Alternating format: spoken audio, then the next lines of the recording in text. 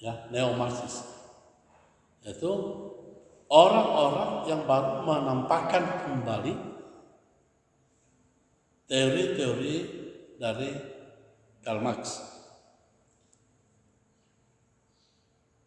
Tetapi yang dikembangkan itu dari sisi yang lain, tidak yang sosialis.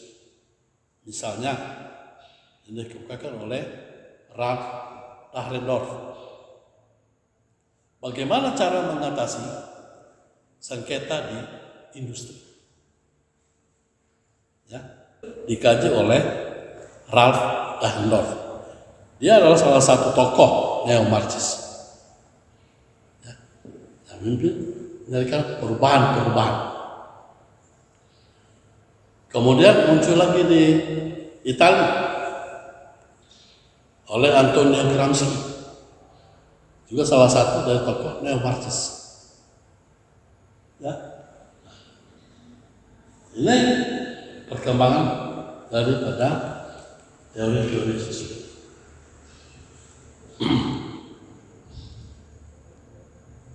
Yang berikutnya, jadi revolusi Prancis, revolusi industri,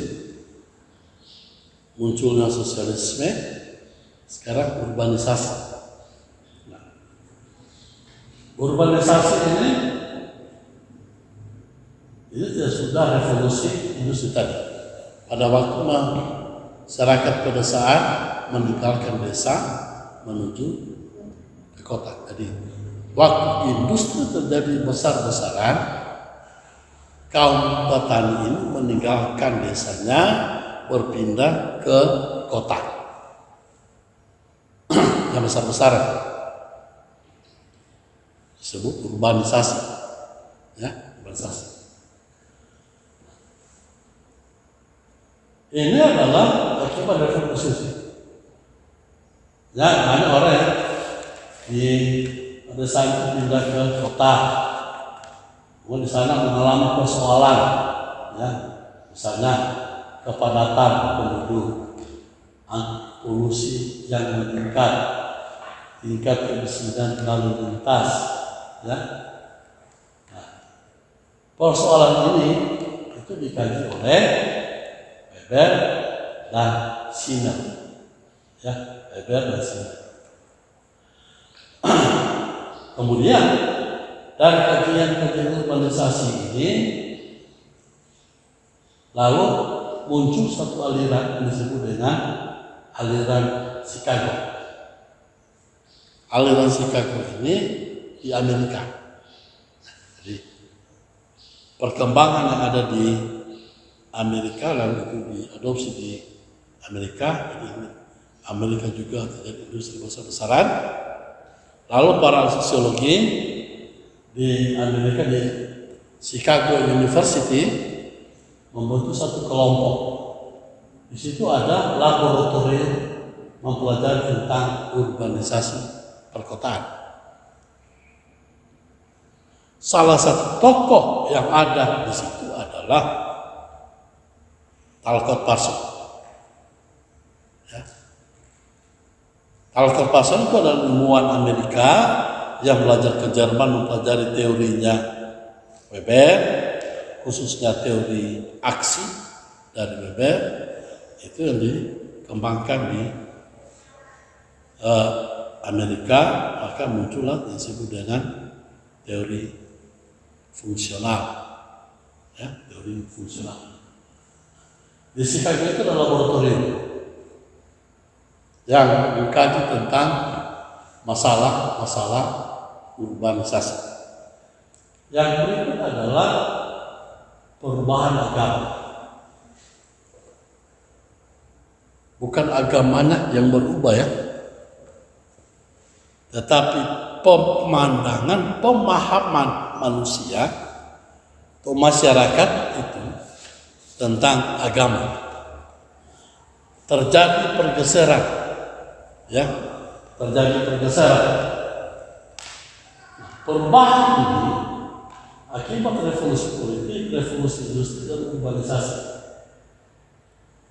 Jika menimbulkan efek dalam kehidupan beragama, ya, menimbulkan efek dalam kehidupan mereka.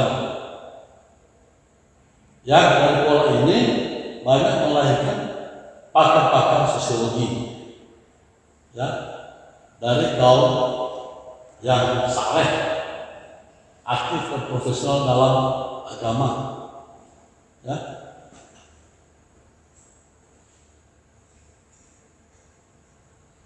Antara lain Max Weber.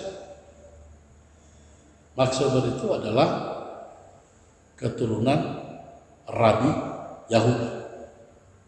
Karl Marx juga sama keturunan Rabi Yahudi.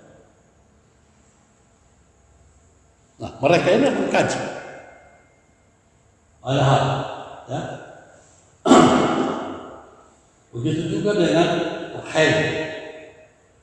Durkheim itu dia mengeluarkan teori tentang sosiologi kebudayaan, ya, sosiologi kebudayaan. Ini banyak pergeseran, ya, banyak pergeseran akibat daripada masalah politik, yaitu revolusi Prancis, revolusi industri, dan urbanisasi, ya, urbanisasi. Nanti kita pelajari lebih jauh, saya bukan sejarah, ya. Yang berikutnya adalah pertumbuhan dan pengetahuan. Jadi perkembangan sosiologi selanjutnya adalah itu melalui gerakan radikal tahun 2000-an dan awal tahun 70-an di Amerika. Yaitu karena faktor kondisi sosial dan gerakan kaum intelektual. Apa yang terjadi di Amerika di tahun-tahun ini?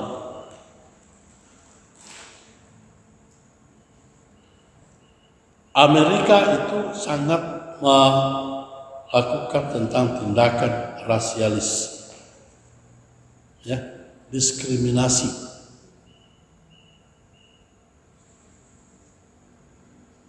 Mendiskreditkan kaum kulit hitam.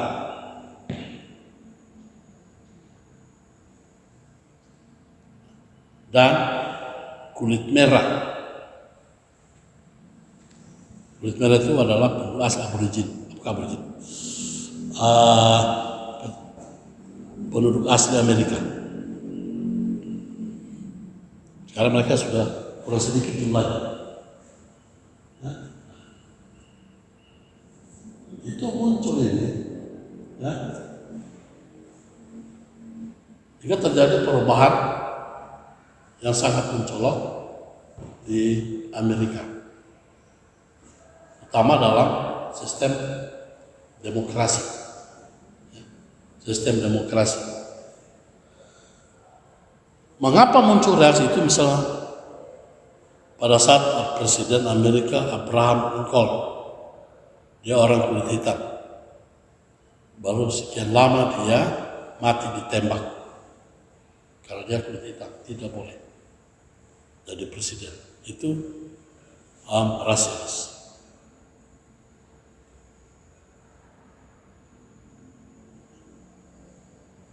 Jadi itu yang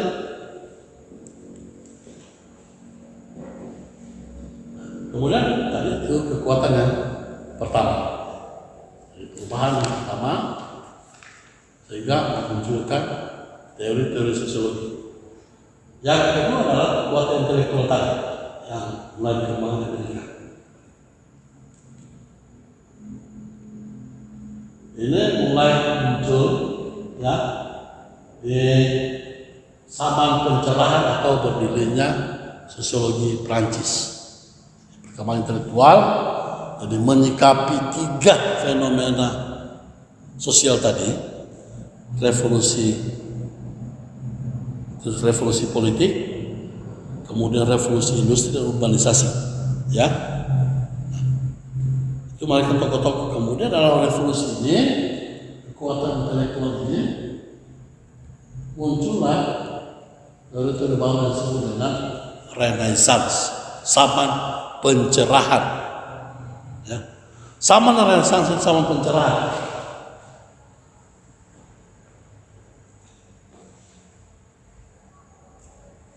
itu ditandai bahwa orang-orang dapat memahami dan membentuk alam semesta dengan menggunakan pertimbangan rasional dan riset empiris.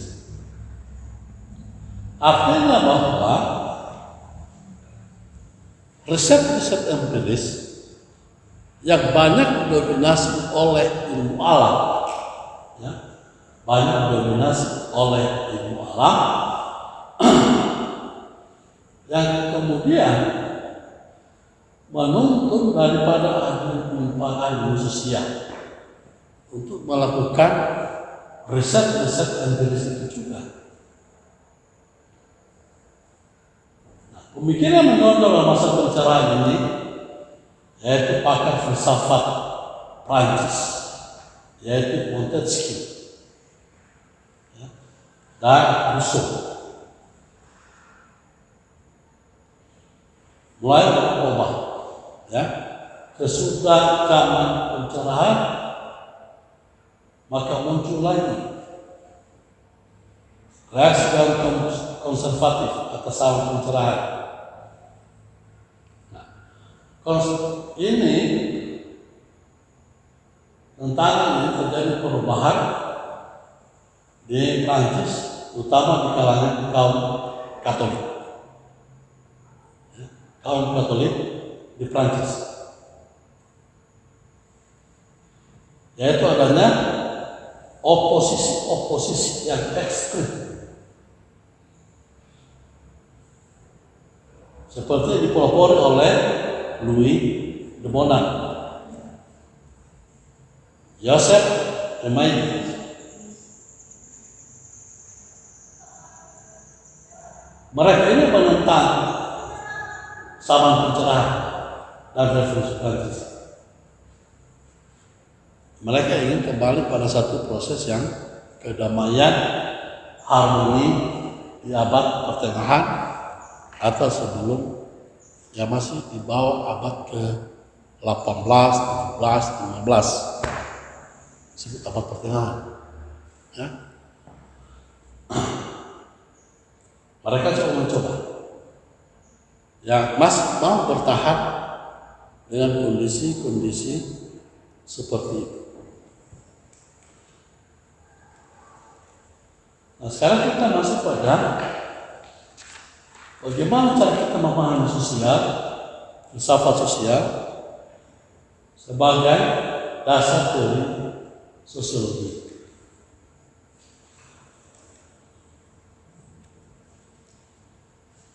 Nah,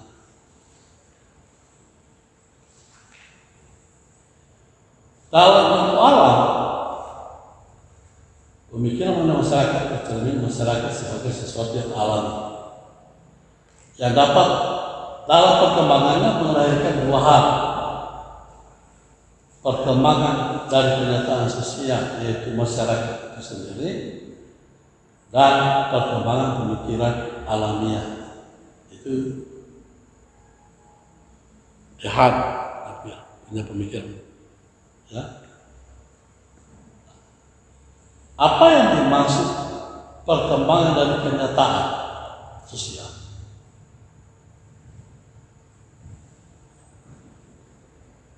Mereka melihat bahwa secara realita perkembangan masyarakat itu berjalan secara alamiah. Ya. Artinya begini. Masyarakat itu tanpa diberikan sesuatu, ya, dia akan mengalami perkembangan dengan sendirinya. Ya, jadi dia akan mengalami perkembangan dengan sendirinya. Sebagai contoh misalnya, bagaimana masyarakat itu, manusia itu mengenal bercocok tanam. Ya, bagaimana manusia itu mengenal bercocok tanam. Ini dimulai dari apa makanan yang diambil di hutan, ya, kemudian bijinya itu dibuang, lalu dia tumbuh kembali, ya kan? Secara alamiah mereka mengatakan bahwa daripada saya susah ke hutan mencari, maka itu saya tanam kembali. Maka ada di lingkungannya, mudah untuk mencari. Itu yang disebut dengan alamiah. Alamiah. Jadi dia ada sekolah, hanya melihat dari apa yang dia amati sendiri. Nah, dari makanya terjadi perkembangan pemikiran itu tadi. Biji buah-buahan yang diambil di hutan, ya, lalu mereka makan, bijinya dibuang dan tumbuh sama seperti aslinya. Berarti cara berpikir mereka kan berubah. Perubahannya itu adalah ini kita banyak gandakan, bijinya kita ambil, kita tanam lagi, kita tidak lagi ke hutan. Nah itu yang disebut dengan perkembangan pemikiran alamiah. Jadi tidak perlu sekolah, itu akan berkembang terus. Dalam perkembangan ini disebut dengan perkembangan pemikiran secara evolusi.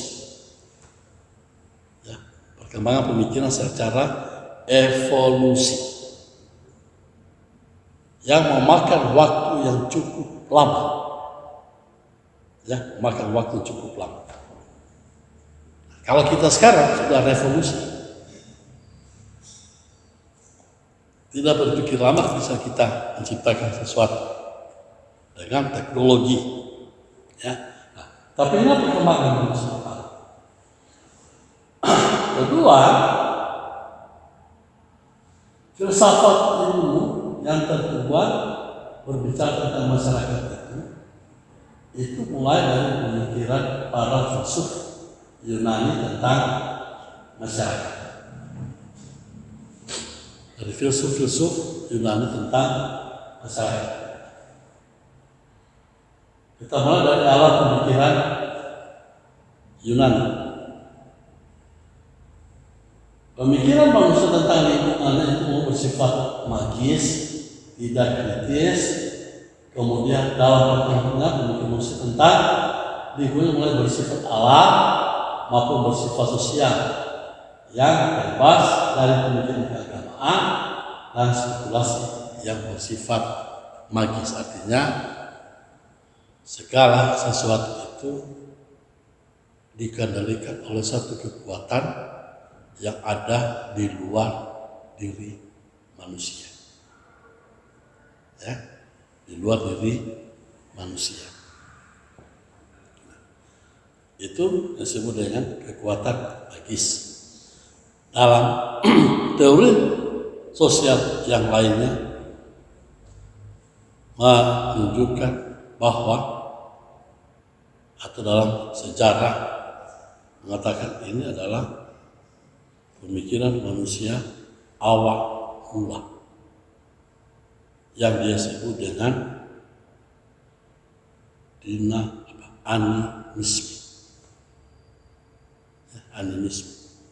Kemudian berkembang menjadi dinamisme. Kemudian berkembang menjadi agama.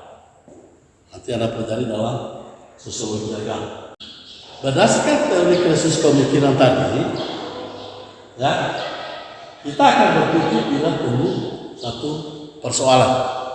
Saya katakan tadi, jika kita diperlukan suatu persoalan, kita pasti berpikir. Ya, ada masalah kita hadapi, kita pasti berpikir, mengapa itu terjadi? Ya, mengapa itu terjadi? Kamu juga dalam pemikiran kita selesaikan. Nah, inilah yang disebut dengan krisis pemikiran. Nah, krisis pemikiran. Artinya bahwa mengapa itu terjadi? Bila mana kebiasaan lama tidak berfungsi lagi dan kita membutuhkan kebiasaan baru. Jadi kalau yang kita lakukan hari demi hari ternyata tidak bisa lagi memenuhi kebutuhan saya, maka akan saya cari cara yang lain untuk memenuhi kebutuhan saya. Kalau kita tetap bertahan dengan cara yang lama, ya pasti itulah salah satu penyebab lahirnya kemiskinan. Ya kemiskinan. Tidak mau berubah. Jadi di sini ya, tidak mau. Jadi kita harus mulai dari merubah cara berpikir. Ya banyak orang katakan kita harus mengubah mindset. Cara berpikir kita harus berubah. Mengapa? Jika hal ini tidak bisa, maka kita gunakan hal yang baru. Saya pernah ke pedalaman Papua mana? Barat atau Papua? Papua. Hah? Papua. Oke. Saya pernah ke pedalaman Papua. Ya. Yang menjadi persoalan mendasar di sana, kamu dari kabupaten mana? Tolikara. Hah? Tolikara. Apa? Tolikara. Tolikara. Oh, iya. Kabupaten Baru. Kamu? Puncak. Puncak Jaya, lebih di atas lagi. Nah, saya banyak membimbing mahasiswa dulu dari atas, ya. Tapi saya pernah sendiri sampai di apa namanya? Apa itu Papua Barat atau Papua dia? Di kabupaten yang ada danau besar. Dari situ kita ke Puncak Jaya. Apa namanya? Tapi dia jalan masuk, saya jalan masuknya dari Nabire, naik mobil ke atas. Kurang lebih 6 jam. Tapi belum puncak ya. Itu termasuk kota yang besar maju. Tetapi secara keseluruhan, baik Papua Barat maupun Papua, yang paling mendasar dirubah itu adalah mindset, pemikiran. Ya, pemikiran. Bagaimana supaya orang Papua ini bisa lebih baik? Salah satu yang kita harus lakukan adalah pendidikan. Saya pernah menyampaikan pada salah pimpinan di sana, di Papua Barat, bukan di Papua Barat, saya katakan begini. Secara teoritis saya katakan bahwa kita harus menggunakan teori missing link. Kita harus putus mata rantai supaya kebiasaan-kebiasaan lama itu ditinggalkan. Kita mengubah ke kebiasaan baru. Jadi harus missing link. Nah, bagaimana caranya? Itu mulai dari anak-anak usia sekolah. Ini yang harus dididik dengan baik. Ya, harus dirubah pemikiran mereka, dilatih keterampilan pada mereka, agar supaya mereka nanti makin lama makin berkembang, ya, cara seperti ini, kuliah, maka ini akan merubah, ya, merubah. Misalnya dalam sistem pertanian, ya, dalam sistem pertanian. Yang masih ada di beberapa kampung di Papua itu, satu area lahan itu diolah bersama, nanti hasilnya diambil bersama, gitu kan? Dari satu kampung tidak terlalu besar, ya, tidak terlalu, itu satu klan, satu suku. Jadi diolah bersama, lalu hasilnya diambil bersama.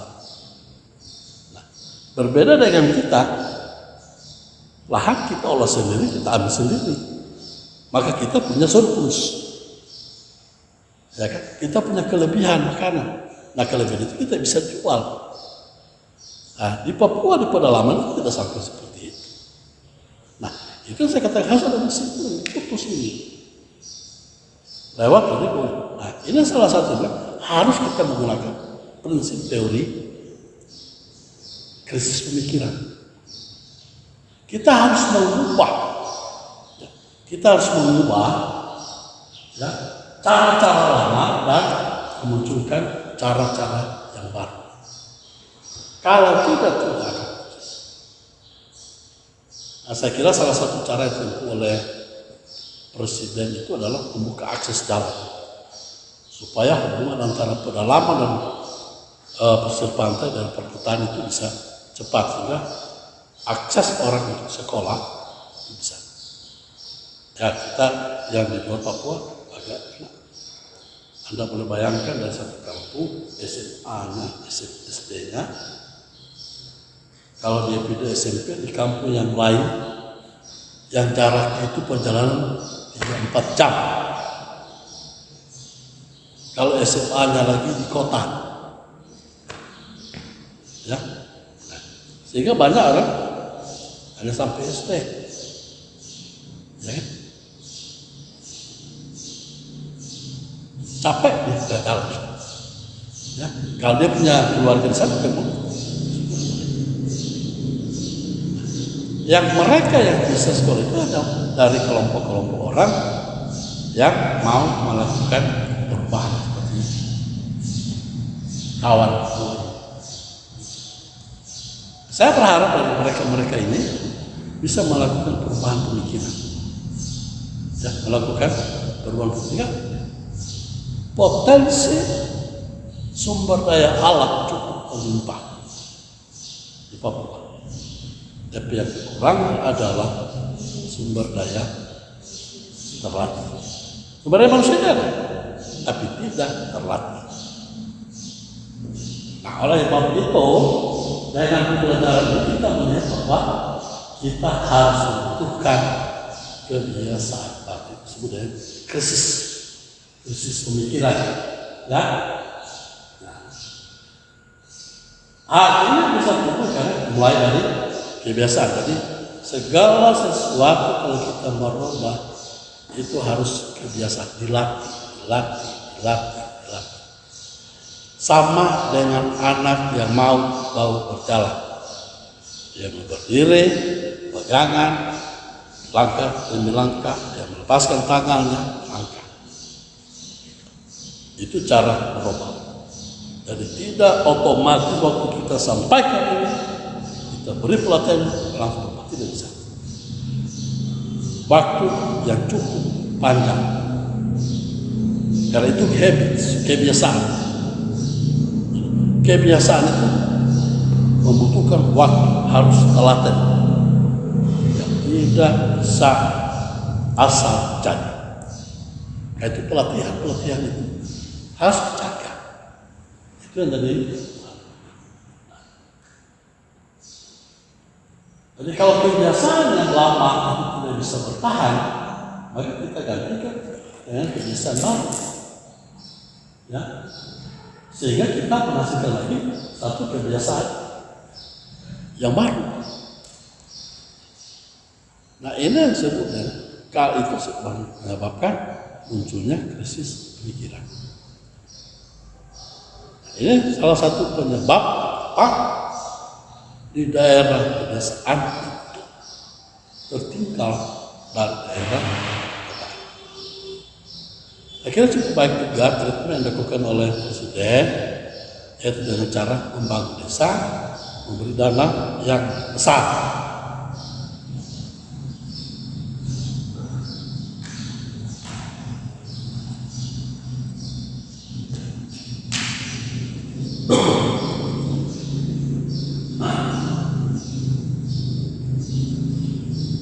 Nah, krisis ini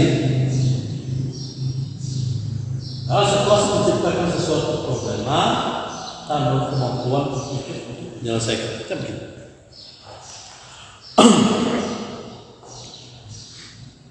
Kalau kita bisa satu, jangan dua, ya. Jadi kalau kita hanya bisa satu, jangan dua. Kita mulai 1 dulu, baru 2, baru 3, seterusnya. Jadi kita ikut hitungan